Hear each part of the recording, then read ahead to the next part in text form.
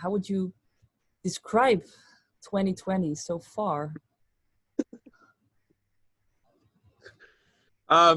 Just like just only good times and like just no stress.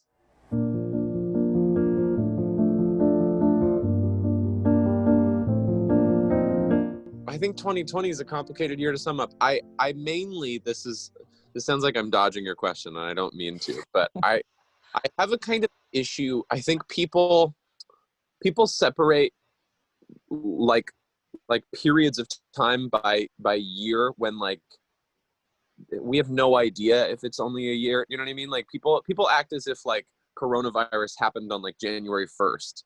And like we obviously like we've now heard that it probably happened in like September, October of last year. And I think there's this kind of cultural like, you see all those Instagrams and tweets that are like, Dear 2020, like whatever. Yeah. And I'm always like, why do you think that the minute 2021 starts, everything's just gonna be like fine? And I also have a feeling of like, I remember the end of 2019, everyone was like out with the bad vibes, out with the negativity, like can't wait for 2020. New year, new me. I know. So I think it's just another year. And I think in terms of like everything people have had to deal with, it's been such a enormous challenge and intense to live through. And it's made me, I have so much respect for so many people who have had it so much harder than I have. Amen. Let's talk about, before I want to start talking about your new music, there's one tiny question that I really wanted to ask, like, what have been your quarantine rituals? I saw you were playing Animal Crossing. I'm not sure if you still like it or not. And that's always something I really want to know about other people. Yeah, that's smart. I played a little bit Animal Crossing right at the beginning. My girlfriend built a much more beautiful island than I did. And he really like spent a lot of energy on it, and it was amazing, and it kind of like discouraged. I was like, well, I'm never going to compete with that, so I should just quit now. The two like skills that I've been trying to work on are every day I learn a little Spanish. I really want to learn how to speak Spanish. I only speak English, and I think everybody should probably speak more than one language. And it's challenging, but I'm glad I have the time to do it. And then I'm trying to learn how to surf. I go surfing every week, and Nice. I'm so bad at it, but I try anyway. Sounds great. Let's talk about music, because you've released What They'll Say About Us yesterday. You're tired now, lie down. I'll be waiting. Could you take me back to June, if I'm correct, when you started writing this song? Yeah. So I forget what exact day on the calendar it was, but it was a week where there were protests every day in Los Angeles after the murder of George Floyd. And I'd been going to protests with my girlfriend and my sister. And before we'd gone to the protest, it had been kind of like a scary idea because of the virus. I think I didn't want to get myself sick. I didn't want to get my parents sick. But in actually going, I mean, it was outdoors, and like, I really mean it. Like 99% of the people were all wearing masks and stuff. So I felt pretty safe.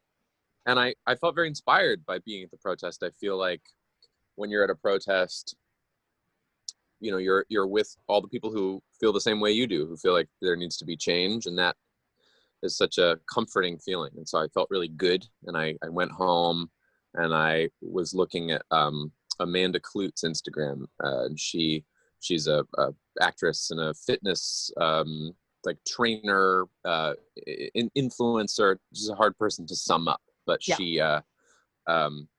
her husband, Nick Cordero, at the time was in the hospital with COVID-19, had been for months. He was there for like 95 days. I think it was unbelievable. And so I'd been following the story of this family I didn't know at all. And I think sort of overwhelmed by like the positivity of the protests, and like I was thinking about what it must be like for her to be like sitting by his hospital bedside and sort of watching the world outside the window. So I started writing this song that ended up tragically, Nick ended up dying on, I think, July 5th. And so the song got finished right around then. But that was kind of the juxtaposition, was like, we're this weird crossroads of American history, certainly, and maybe global history, where we're all kind of going through this terrible thing together. And maybe within that, we can actually, positive things can happen. I'm pretty outspoken against the Trump administration. And I think if you'd asked me about a year ago right now, I would have been pretty pessimistic. I would have been like, well, he'll probably get reelected. The economy in America up until coronavirus was doing pretty well. He inherited it from the Obama administration, obviously, but I thought he'd probably be able to get reelected because he'll just brag about how great he's made the economy. And, I think the other thing is, like, all the racist stuff he's done, like, a lot of his supporters are racist, so they are in favor of it. But I think my fantasy is that because of how terrible his response to COVID-19 has been, and how terrible his administration's response has been to the murder of George Floyd, and now to Jacob Blake's shooting and everything, I have this suspicion that he might lose because of all that, and so that would definitely be an example of positive change coming from a negative experience. So all those energy, all those difficult vibes, like you've mentioned, the protest, and here in Holland, in Amsterdam, I attended at the protest as well, and personally I got a lot of backlash because people, they use the excuse as the COVID virus, and they were like, well, what you guys are doing, and well, actually they were just racist trying to make up bullshit. But all those people and opinions, it was so difficult. I got attacked. I posted, like, in America they were like tracking down protesters, so I posted a photo of like myself at a protest or something, and just was like, just to encourage other people to go. I was like, it's always a good day to protest. And I got a lot of that too, of like, what happened to like staying home, saving lives. And I was like, to me, the difference between going to a bar and having a drink with your friends just for fun, and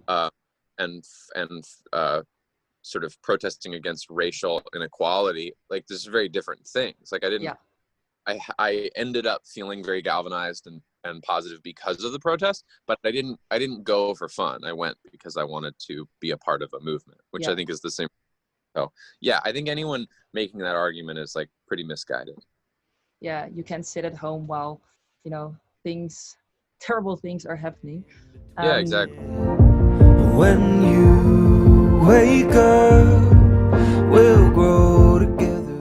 Like this song, your music, I think for me it also, like as you mentioned, sounds like it's heartbreaking, it's beautiful, but there's also this hopeful sound in your voice, in the production, in I think also the message that you are trying or are telling through the music. Is that important for you?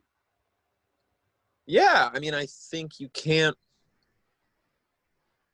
get anything done unless you're unless you have optimism or you have hope. I think true, like, nihilism in the face of anything, like, it's not conducive to change. So I think it's like, even if you're aware of all the things that are going wrong, which I think it's important to be aware, you have to make the choice to be optimistic about the future, because otherwise, like, you'll feel defeated and you'll feel like, what's the point? And why am I doing any of this?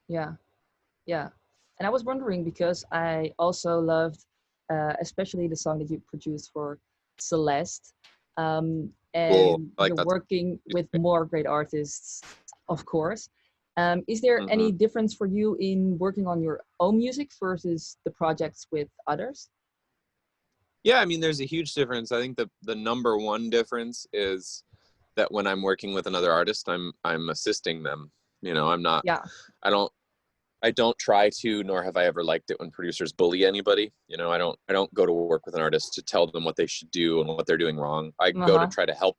I try to look at myself like a contractor or something, where someone goes like, I want you to build a staircase. It's like, I'm gonna build a staircase. I'm not gonna tell them they don't need a staircase. Yeah.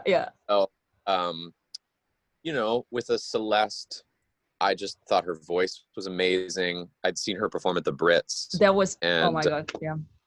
yeah, I thought it was awesome. And so when they asked, I was like, of course. And it was like right at the beginning of COVID. So I was just sitting around and, you know, I try to stay out of the way of singers' voices always. Like, I don't want to put sounds over where they're singing.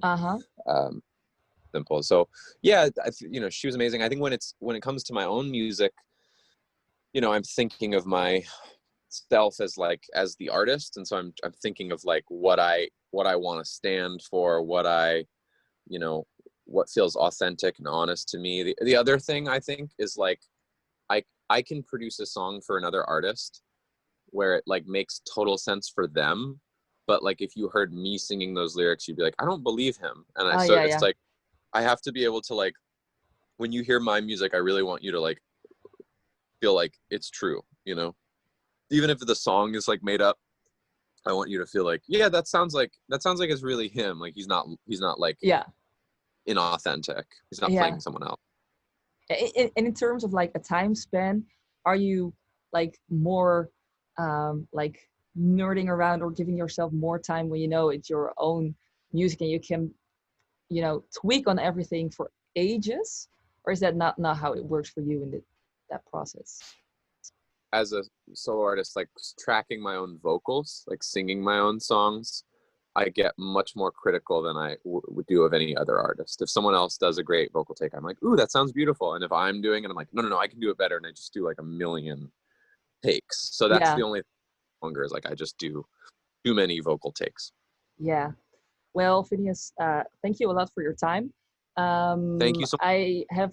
I can still ask one question. So my final question would be, of course, we are playing your single on the radio, but I also was wondering if there's any song I could play for you on Dutch radio, you know, a couple of minutes. Is there anything that's maybe stuck on repeat at your home these days that I should play? Yeah. Do you know the band The Neighborhood? Yeah, Sweater Weather was my first love. Yeah. Called Devil's Advocate that I think is awesome. It just came out, but it's really catchy. It's like the melodies are really cool. It reminds me kind of like Portugal the Man or something. So I would play Devil's Advocate. I think it's awesome. Cool. We're gonna play that song. Thanks again for your time. Have a wonderful day. Thank you. And hopefully see you soon at the festival site. Awesome. Have a good one. Thank you. Bye-bye. Bye.